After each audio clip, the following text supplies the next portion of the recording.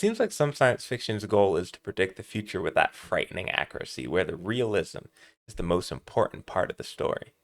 While other science fiction is more about what's happening 2, 3, maybe even 10,000 years into the future, where it's more about philosophy, mythology, and the limits of the human imagination. What could be done if all the limits were gone? You want to think about stories like The Martian or Dune. And this is the difference between hard sci fi and soft sci fi. Understanding the difference between these two forms of science fiction can transform how we see the genre as a whole. What's good, fellow future minded folks? Welcome to Narratives with Nate, where we explore the future one story at a time. So, what exactly separates hard sci fi from soft sci fi? Why does the difference matter? Hard sci-fi focuses on scientific accuracy. We're talking about realistic physics, plausible technology, believable future science, the kind of stuff that you can imagine as possibly happening in the next 10, 20, 30 years even. Now, it's not so much about when it could happen as can it be defined. We've got endless budgets. Could we even get outside of the solar system with a manned space shuttle? How would we do that? That is hard sci-fi. Again, we're thinking about things like Interstellar.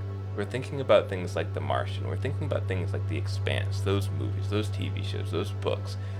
Now, it's not so much is it entirely possible or do we know it's happening? You can have alien species or civilizations encountered in hard sci-fi, but they need to be very grounded in our current understanding of how a physical, biological body could even function, of how we would interact with that given the technology that we use to either reach it or expose ourselves for that species to interact with us.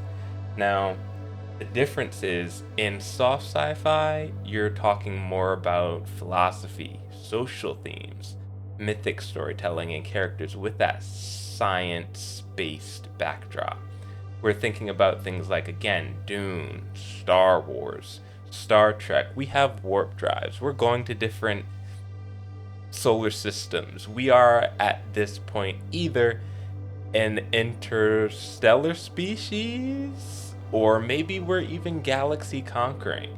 But the limitations are broken.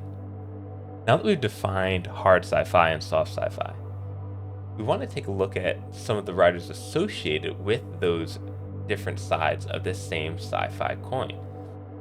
We've got hard sci-fi authors like Arthur C. Clarke, who wrote 2001: A Space Odyssey and Rendezvous with Rama. And on the other side of the coin, you've got those softer sci-fi, where we've got Frank Herbert, Dune, as mentioned earlier, Ursula K. Le Guin, wrote The Left Hand of Darkness and The Dispossessed. And then you've got Isaac Asimov, who wrote The Foundation. It's now on Apple TV, an Apple TV series. He also did I, Robot. If you remember the Will Smith movie from like about a couple decades ago now. These are examples of those softer sci-fi stories where we've got a little bit more of a departure from what can be scientifically defined as possible according to today's standards. So when you have those key differences, we're talking about the types of things where we explore in hard sci-fi the predictions about what a future civilization is going to go through, how we're going to establish ourselves in the next coming years, the next decade or 2 or 3 or even 5 decades from now. Alien intelligence can be a part of it. Space exploration is oftentimes one of the defining features of hard sci-fi. Space exploration as we know it right now. In Rendezvous with Rama, you had humanity investigating a mysterious alien spacecraft that had entered the solar system. Now, this was realistic engineering and scientific speculation of the 1970s, mind you, but one of the primary aspects of these things that soft sci-fi skips over are highlights, focuses, and oftentimes even the problem in those stories. Whereas soft sci-fi, we're looking at, again, things like gender identity, culture, who we are as a species, anarchism, capitalism, how those things will affect humanity well into the future on those grand scales. Like, you like to think about, what we are as people right now with just the earth, and continents are like these other worlds.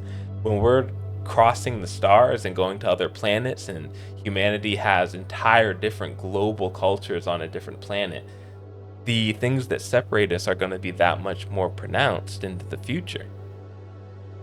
So let's focus on hard sci-fi for a second. We've got real physics, scientific constraints, believable technology according to what can be done right now, or at the time of the writing or filming of the movie or book or TV show. Now, in hard sci-fi, we're talking about orbital mechanics, time dilation, realistic space travel. We're looking at planetary systems that have those limitations that we encounter right now on Earth. The first problem that you're usually going to face anytime you're going out into space is what? Longevity. If you've got someone going out into space and they are a human being, as we currently exist, we've got limitations, we've got food, we need sustenance, we need some type of recycling system, we need some type of psychological sustenance as well. We need to feel like we are not trapped in a very thin spacecraft, a box, a soda can in space, just drifting off with nothing between us and the endless cavernous void outside of our window. That's what hard sci-fi examines. You can look at the way the mind is affected over just astronaut testimonies, how they felt about being so far away from Earth, how they felt being far away from their loved ones, and how looking at that pale blue dot as it drifts away, everything that happened, everything that we know of that has ever existed as far as a animal species is concerned, all happened right here on terra firma Earth. And when you leave the planet, you leave all that behind. That is a lonely feeling. It's psychologically isolating. And as I said before, this is the type of thing that can make a massive plot point in any type of story that's going into hard sci-fi. When you think about the types of things that we encounter in our daily lives, what happens if you walk outside? You're thinking about things like the weather. Is it cold? Is it hot? Is it windy? Are there animals out there? Am I safe? Am I feeling lonely? Am I feeling sad? Am I feeling happy? What am I going to do? How am I going to get from point A to point B? Those major plot points are going to dictate where hard sci-fi goes. And a well-skilled author can drum up the most complex systems of their world just from a few of those points alone.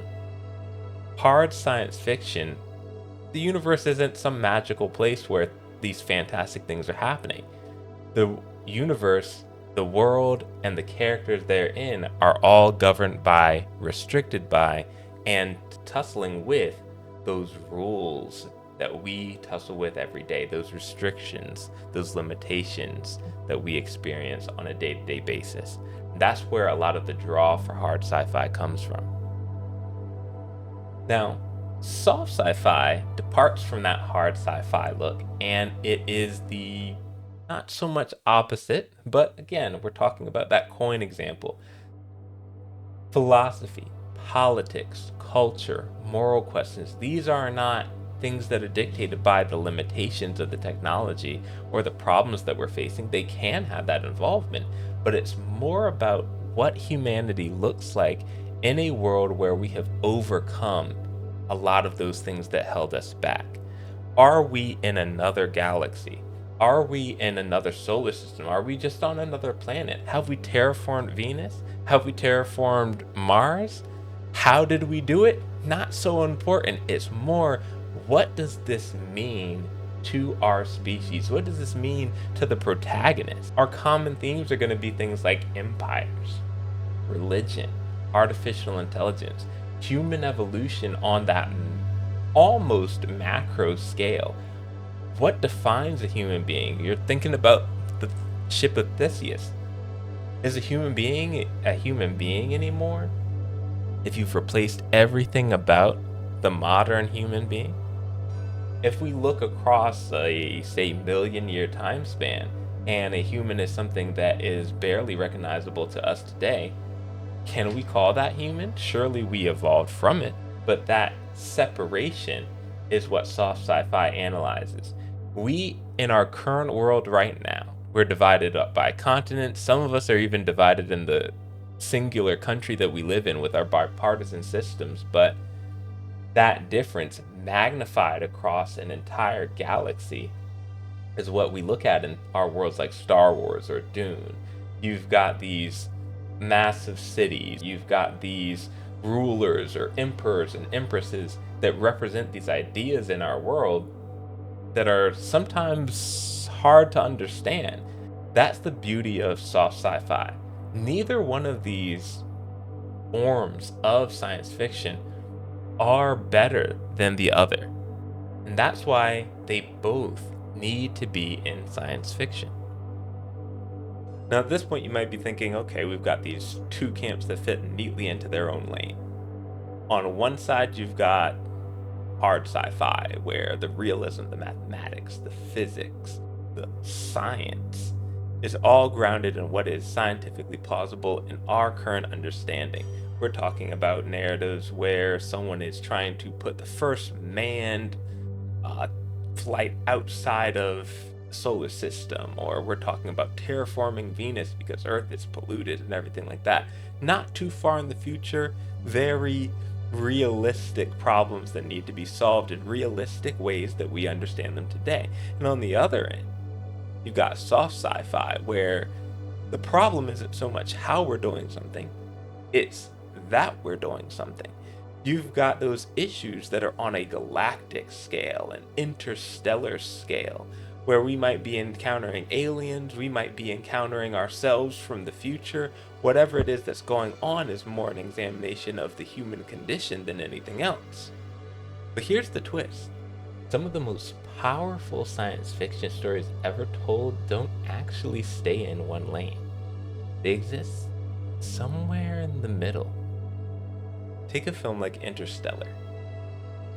On the surface, it's about as hard science fiction as Hollywood really gets.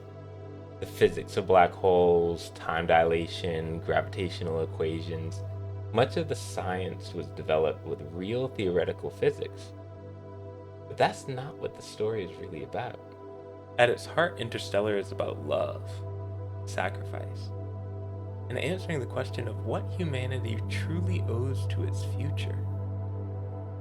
The science gives the story credibility, but the philosophy gives it meaning. And when those two elements work together, something interesting happens. The story stops feeling like a thought experiment, and it starts feeling like a mirror. The same thing actually happens in one of my favorite books of the modern age, Andy Weir's Project Hail Mary. On one level, it's an engineering puzzle, orbital mechanics, biology, astrophysics, the kind of detailed problem solving that hard sci-fi fans love. But the emotional core of the story isn't science. It's friendship. Two beings from completely different worlds learning to cooperate in order to save both their civilization. The equations may drive the plot forward, but the relationship is what makes us care whether the mission succeeds. And that's really where the line between hard and soft sci-fi begins to blur. Because even the most rigorous science fiction eventually has to ask human questions. What happens to us when technology changes everything? What kind of societies do we build? What do we owe each other? What does survival cost? The science tells us what's possible. the philosophy tells us whether or not those possibilities are worth pursuing. That's why the best science fiction rarely sits at the extreme ends of the spectrum. It lives, rather, space between them, where the laws of physics meet the mysteries of human nature, where equations collide with ethics, where the future isn't just something we calculate, it's something we have to decide. So if the best sci-fi benefits so much by combining these two very different approaches to science fiction together, why even bother separating them at all? Why are there two broad categories of science fiction? Well, the answer really comes in what the narrative is trying to address. Each style of science fiction is trying to explore a different kind of question. Hard science fiction tends to focus on how humanity survives the future. It asks questions like, what technologies will we need to reach other stars? How do we solve the engineering problems of living off of the Earth? What happens when physics become the ultimate obstacle, standing between us and survival? In these stories, the drama often comes from the challenge of the universe itself. Space is hostile, time unforgiving, and survival depends on whether human ingenuity can keep up. But soft sci-fi asks a different set of questions. Instead of focusing on the mechanics of the future, it focuses on the people living inside it. What kind of societies will we build? How will technology reshape culture, identity, and power? How will it amplify it? How will it worsen it? And perhaps the most important question of all, just because we can change the world, does that mean we should? In these stories, the greatest challenges aren't always technological, they're human. When you step back, something interesting begins to emerge. Hard science fiction and soft science fiction aren't really competing with each other so much as examining the future from two different directions. One looks outward at the universe. The other looks inward at ourselves. Hard science fiction is asking, how might humanity survive the future? While soft science fiction is asking, what type of civilization might we have to become to get there? And the reason that distinction matters is because the future is going to demand answers to both. When you look across the history of science fiction, it becomes clear that the genre has never really belonged to just one style. Some stories challenge us with the limits of physics, others challenge us with the limits of ourselves. This is why science fiction has endured for over a century, because the best of these narratives allows us to examine both ends of the spectrum. It lets us imagine technologies that don't exist yet, civilizations that haven't been built yet, and futures that feel but just so out of reach. Underneath all of these possibilities lies the same wonder. It's not just a matter of where we're going, how we're going to get there. It's also a matter of who we're going to become and make that big step. So I'm curious what you think. Are you more in camp hard science and realism, or do you enjoy more of those examinations of society, philosophy, human nature, and where we are, our place in the universe? Let me know down in the comments. If you enjoyed this video, go ahead and subscribe for more conversations like this one. The future won't be built by engineers or philosophers alone. Science fiction reminds us the future will truly be shaped by those who can become both.